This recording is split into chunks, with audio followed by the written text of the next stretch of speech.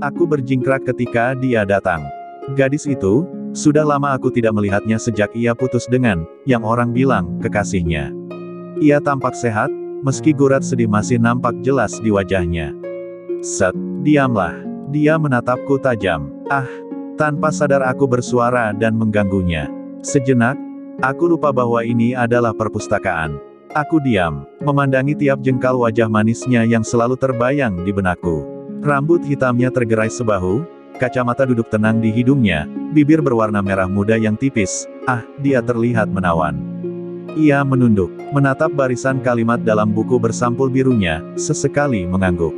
Aku tersentak ketika ku dengar langkah kaki seseorang mendekat. Sial, laki-laki itu. Lelaki lembek yang membuat gadisku menangis. Dulu, entah kapan, aku tidak ingat. Lelaki itu berjalan perlahan ke sebuah rak, dan mengambil buku bersampul hijau. Ia membawa buku itu ke tempat duduk terjauh dari si gadis. Si gadis melirik sekilas, aku tak bisa menerjemahkan ekspresinya saat ini. Apakah ia senang, ataukah sedih? Mereka diam, mematut buku masing-masing dengan pandangan hampa. Aku memahami raut wajah orang yang benar-benar membaca, tidak seperti raut mereka saat ini. Si gadis datang lagi, masih di tempat yang sama seperti sebelum-sebelumnya. Sudut belakang selalu menjadi tempat favorit untuk menenggelamkan diri pada buku-bukunya. Namun, kali ini terasa berbeda. Ia tidak fokus. Berulang kali ia menoleh, seperti mencari seseorang. Ah, kurasa aku tahu siapa yang sedang dicarinya. Lalu, beginilah yang terjadi. Si lelaki datang. Kali ini duduk sedikit lebih dekat dari gadis itu, dengan buku bersampul hijaunya. Bisa kurasakan kecanggungan merayap manja mengelilingi mereka. Aku benci suasana seperti ini. Aku tak dihiraukan, dianggap pun tidak. Bukankah mereka hanya mantan sekarang? Hanya mantan? Biar ku perjelas lagi. Aku kerap melihat si lelaki membawa gadis ke perpustakaan ini. Gadis lain, tentu saja, tidak ke sini untuk membaca buku, malah bermesraan. Membuatku muak, membuat gadisku pun sesak dan akhirnya lama tak kembali. Meninggalkanku dan sejuta imaji serta rindu yang tumbuh subur akan sosoknya. Si gadis menyelipkan rambut, membetulkan letak kacamatanya. Si lelaki duduk gelisah, membenarkan letak duduknya. Aku hanya mencoba mendekat pada gadisku, melangkah perlahan. Hei, pergilah. Jangan mendekat. Seperti yang kuduga, aku malah diusir olehnya. Aku tidak tahu apa yang salah sampai ia selalu berlaku kasar padaku.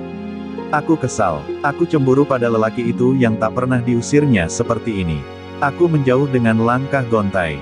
Di saat aku menjauh, lelaki itu malah semakin mendekat pada si gadis. Aku mengumpat dalam hati. Kutatap si lelaki setajam yang ku bisa, tapi tak dihiraukannya. Rick, lelaki itu memanggil canggung. Si gadis mendongak. Rick, aku minta maaf. Ucapnya pelan, syarat ketakutan. Aku berharap saat itu si gadis membentak dan mengusir lelaki itu sama seperti ia membentak dan mengusirku barusan. Namun, sepertinya harapku hanya untaian kesia-siaan. Aku tahu ia pura-pura kaget dengan kedatangan si lelaki, tergambar jelas di wajahnya bahwa ini memang hal yang telah dinantikannya. Aku kesal. Gadis itu melirikku sebentar, tersenyum tipis. Lupakan itu, Rick. Mereka berpandangan, sesaat kemudian tergelak. Untuk sebentar saja, suasana kecanggungan di antara mereka menguap. Tergantikan tawa yang meluluhkan ketegangan yang sempat menyelubungi keberadaan mereka. Si lelaki berhenti tertawa, sudah lama kita tidak memanggil nama masing-masing dengan ejaan yang sama. Si gadis tersenyum, seakan lupa akan air mata yang dulu sempat ditumpahkannya karena lelaki itu. Ah, mengapa hati wanita cepat sekali berubah? Seharusnya gadis itu tak begitu saja mengatakan, lupakan, apa dia tidak merasa sakit hati pada lelaki seperti itu. Firasatku tidak enak. Aku tidak ingin berpikir bahwa gadis itu masih mencintainya. Aku terkejut ketika beberapa detik setelah tawa itu, si gadis meneteskan air mata. Aku tidak menyangka ia akan menangis di sini, di depanku lagi, dan di depan lelaki kurang ajar itu. Membuatku bingung. Membuat lelaki itu pun canggung.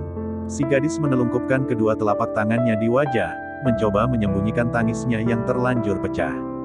Si lelaki salah tingkah, berdiri dengan kalut. Ia menggaruk kepalanya dan tampak tengah memikirkan sesuatu dengan gugup. Perkenalkan, aku Erik dan kau. Akhirnya sebuah suara berhasil keluar dari mulut lelaki itu. Si gadis tampak sedikit tenang, tak lagi sesenggukan. Ragu, ia membuka telapak tangan dari wajah, menatap si lelaki dengan mata sembab. Ia tersenyum canggung. Ih, aku jengkel tak pernah bisa membuatnya tersenyum seperti itu. Lelaki bernama Erik itu mengulurkan tangan layaknya orang yang baru berkenalan. Si gadis menatap tangan yang terulur itu, kemudian membalas jabat itu dengan senyum terkembang di wajahnya. Nah, namaku Rika. Senang bertemu denganmu. Rika tertawa kecil, menimbulkan kelegaan di wajah Erik. Hatiku hancur, patah hati. Aku tahu yang sedang mereka lakukan. Itu adalah hal yang mereka lakukan dulu ketika pertama kali berkenalan di perpustakaan ini. Di depanku, Rika mencoba menyeka air matanya yang tersisa, tapi Erik menghalanginya. Ia menggantikan tangan Rika, menyeka air mata dengan tangannya. Aku marah. Aku cemburu, tapi tak ada yang bisa kulakukan selain berlari pergi. Menghindari cinta yang tak kurestui, berbunga kembali. Kau tahu, Khalil Gibran mengatakan api cinta adalah api abadi. Sesekali mungkin ia padam, tapi selalu kembali menyala, cukup dengan satu percikan kecil untuk menyulutnya kembali. Erik berkata sambil menarik buku bersampul merah muda dari rak paling belakang. Aku melirik Rika yang terlihat antusias dengan ucapan Erik. Semburat merah nampak samar menghiasi kedua pipinya. Aku tahu aku salah. Erik duduk di samping Rika. Menatap Rika dalam, sambil meletakkan buku yang baru saja diambilnya. Aku tahu aku telah berlaku jahat dengan meninggalkanmu untuk gadis lain. Ia menggigit bibir. Aku minta maaf. Sesalnya, Rika menunduk, mungkin mencoba menerka perasaannya sendiri. Lama mereka bergelut dalam hening. Aku berdebar, berharap semoga mimpi burukku tidak menjadi kenyataan. Rika menghela nafas, pelan, tapi tenang, seakan melepaskan segala beban berat yang selama ini dibawanya. Dan kau tahu, Rika menatap Erik, nafasku memburu. Aku ingin agar hari ini tak pernah ada dalam hidupku, waktu selalu berjalan tanpa kompromi, merenggut apapun, siapapun, tanpa pernah sekalipun meminta persetujuan. Namun, waktu juga adalah obat bagi lukaku dan penyesalanmu. Aku meneguk ludah mendengar ucapan Rika yang mengalun lembut, tapi hampir merenggut kesadaranku. Seberapapun aku mencoba melangkah jauh, aku selalu kembali pada sosokmu. Rika tersipu, Erik tak kalah bersemu. Aku lesu. Mereka terdiam lagi untuk beberapa saat. Tersenyum-senyum sendiri, membuat hidupku seolah berhenti. Erik membuka buku bersampul merah muda itu, ia membuka lembar demi lembar dengan cepat. Engkau telah mengikatku ke dalam dirimu, mengajarkan mataku untuk melihat, telingaku untuk mendengar, bibirku untuk berbicara, dan hatiku untuk mencintaimu. Erik membaca kalimat dalam buku itu, lalu terlihat akan memeluk Rika. Aku tidak rela, aku menjatuhkan diri, muak, menghalangi mereka yang akan berpelukan. Kuhempaskan tubuh ke pangkuan Rika. Rika menjerit histeris. Ia mengibaskan tangannya padaku, membuatku terlempar ke lantai, menggelepar. Aku segera tersadar ketika Erik menginjak ekorku. Cepat-cepat aku melarikan diri dan membiarkan ekorku terputus. Aku berlari tunggang langgang, sayup-sayup ku dengar Rika mengumpatku. Dasar cicak kurang ajar.